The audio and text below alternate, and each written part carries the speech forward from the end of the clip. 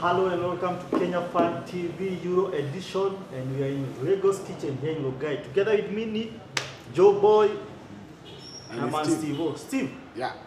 Euro simu naziona aje sasa? Euros, we've been waiting. It's we've had a football break, but finally football is coming back. In terms now, this is now on a whole new. It's not on the club level, ni level ya my countries. Personally, I will be supporting Portugal for the reasons, obvious ones. I want Ronaldo to. Before we talk about Portugal, let's hear about you, Joe. What do you think about the upcoming Euros? Yeah, they're interesting because there's some teams who are having like a golden generation of players. Yeah, a team like England. I want to see it because I want to see how England will perform. Not that I'm supporting them, because in the previous tournament they've been like overhyped, quote unquote. I just want to see how these young players will manage the pressure to deliver on the big stage.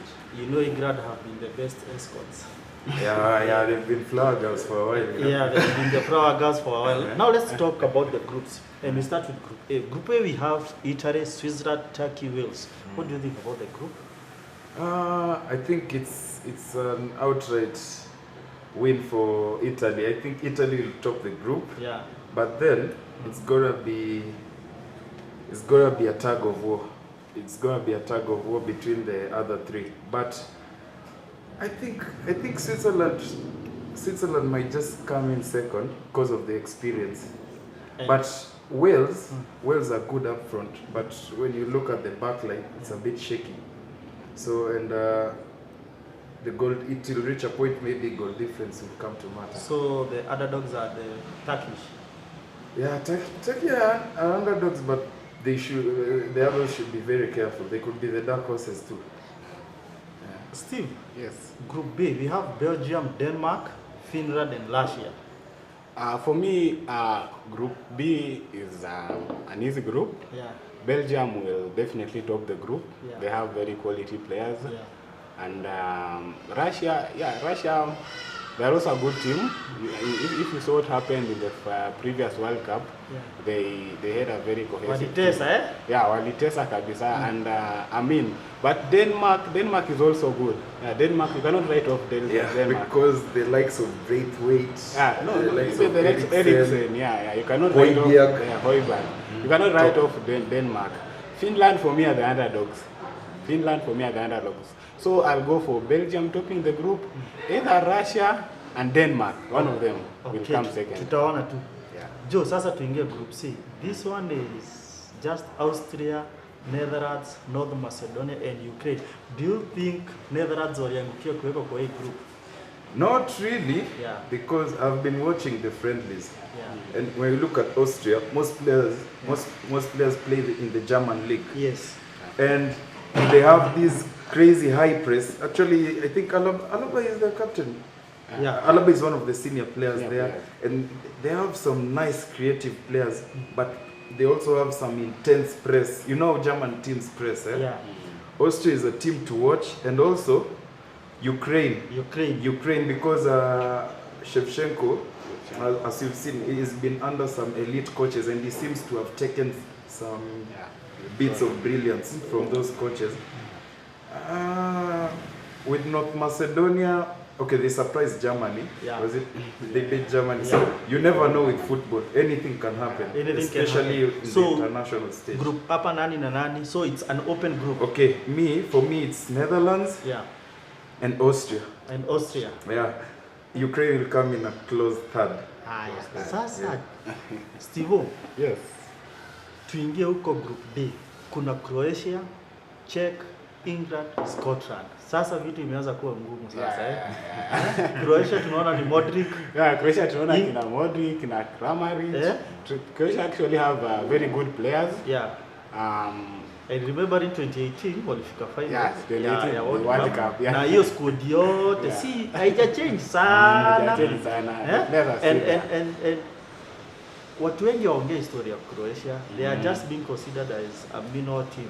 So hii group wewe unaonaje? The same way Croatia surprised everybody in the previous World Cup. I think Croatia has a point to prove. They fell short in the World Cup.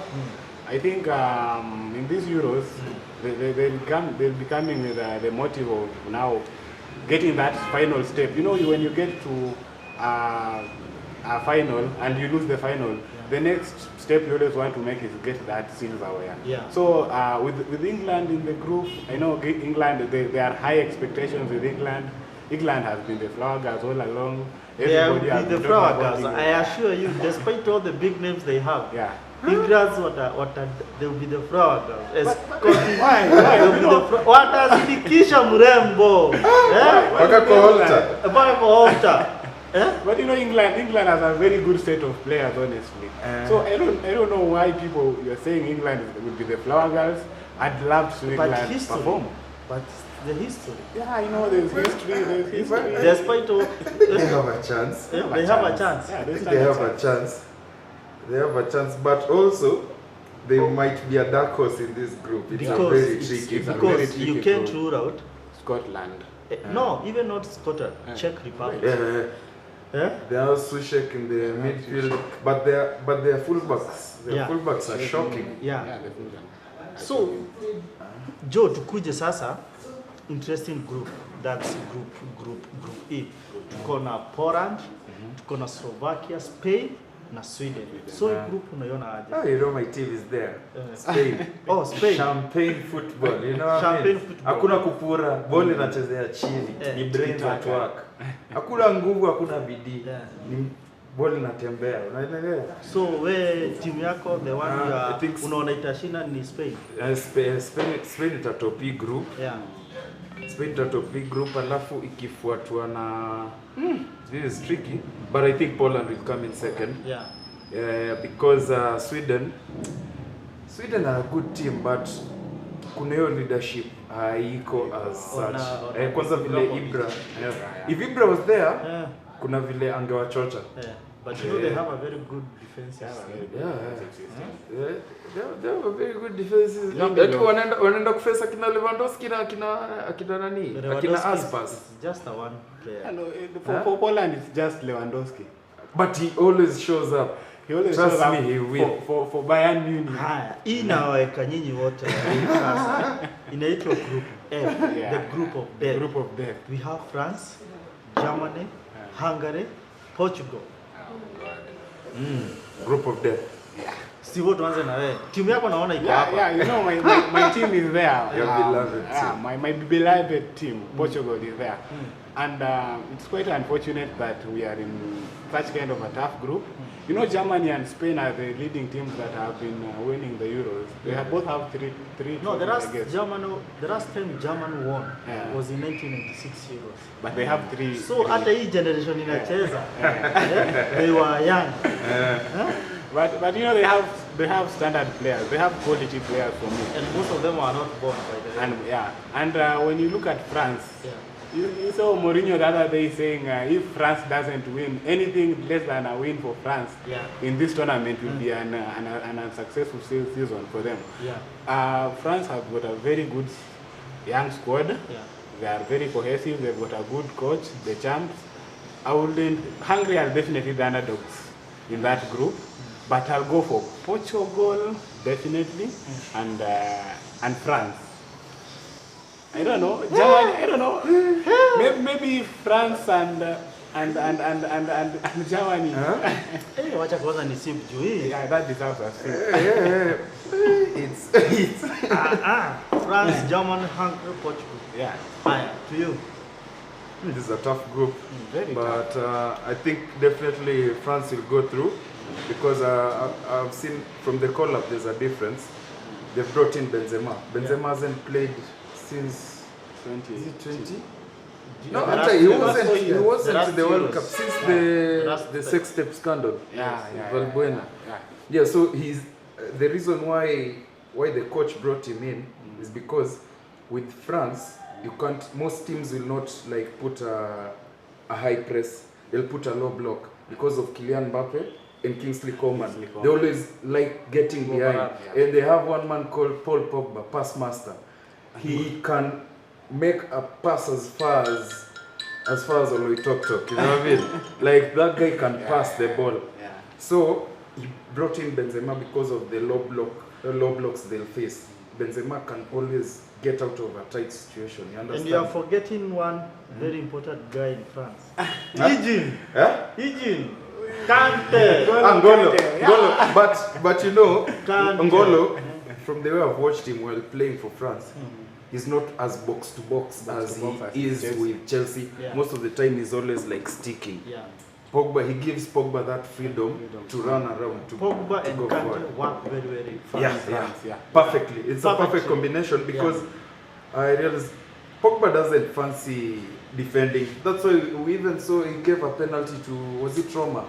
Yeah, it was a silly penalty, but it's because he's not to Arsenal, we saw him giving a penalty. He's not used to those defensive duties. But then again, for this group, I look at Germany, and I think the tactician Hansi Flick, Hansi Flick, the former Bayern coach, is there. Yeah.